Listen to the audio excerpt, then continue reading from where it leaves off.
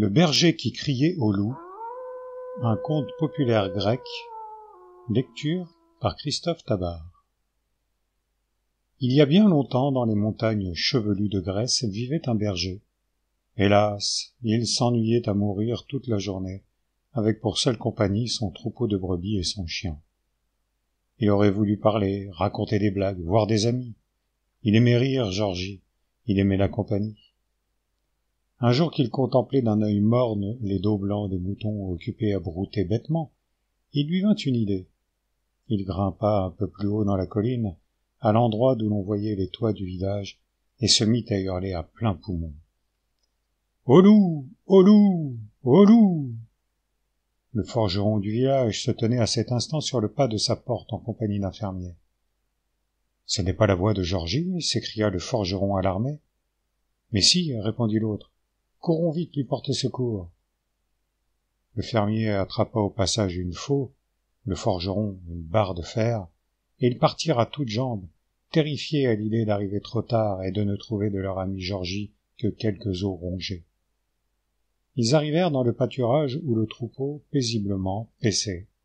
« Ça alors » s'exclama le forgeron, « le loup n'a pas dispersé les moutons. » Ils s'avancèrent l'un derrière l'autre, leurs armes de fortune brandies au-dessus de leur tête, traversèrent la prairie et se dirigèrent vers un bosquet sous lequel Georgie, qui les voyait arriver en jetant partout des regards inquiets, se tenait les côtes.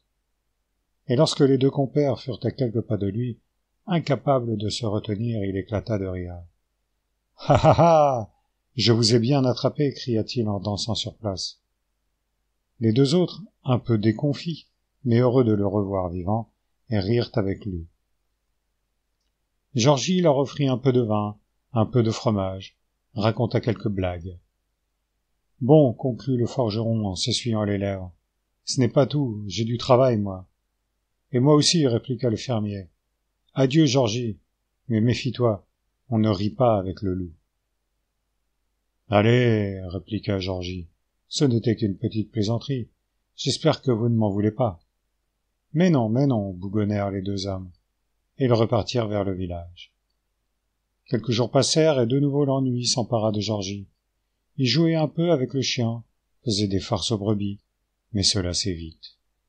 Il regardait les toits du village, imaginait la vie là-bas, les femmes autour de la fontaine. Elle parlait autant qu'elle voulait. Et le forgeron aussi, il voyait du monde à longueur de jour. Il n'y avait donc que lui à être si seul. Ce fut plus fort que lui. Il se mit à hurler. « Au loup! Au loup! Au loup !» Le forgeron l'entendit et pensa « Cette fois, c'est vrai de vrai. Il ne nous ferait pas une blague pareille 2 fois de suite. » Et il courut encore plus vite qu'auparavant, convaincu que cette fois, Georgie était tombé entre les griffes de la bête. Dans la prairie, les moutons paissaient paisiblement, et sous les buissons, Georgie se roulait par terre de rire en voyant l'air dépité de son ami. « Georgie, voyons » s'exclama le forgeron un peu en colère. « Tu me déranges une 2e fois pour rien, alors que j'ai du travail. Ce n'est pas sérieux. »« Je m'ennuie tellement, » expliqua le berger. « Allez, viens boire un verre de vin avec moi. »« D'accord, mais vite.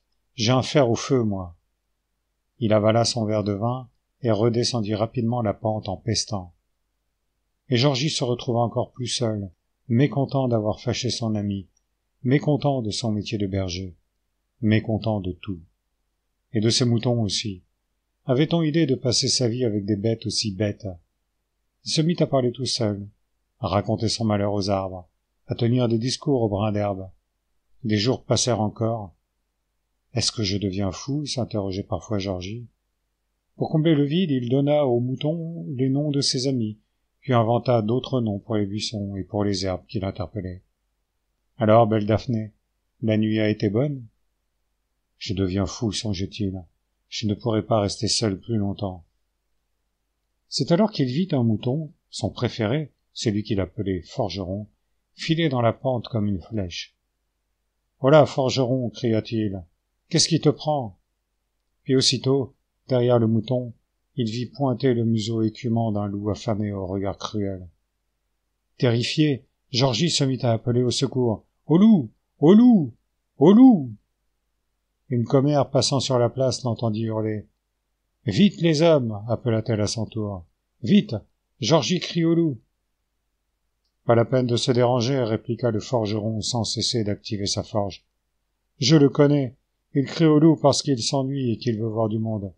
Mais on a du travail, nous, ici. » « Ah bon ?» fit la commère, rassurée.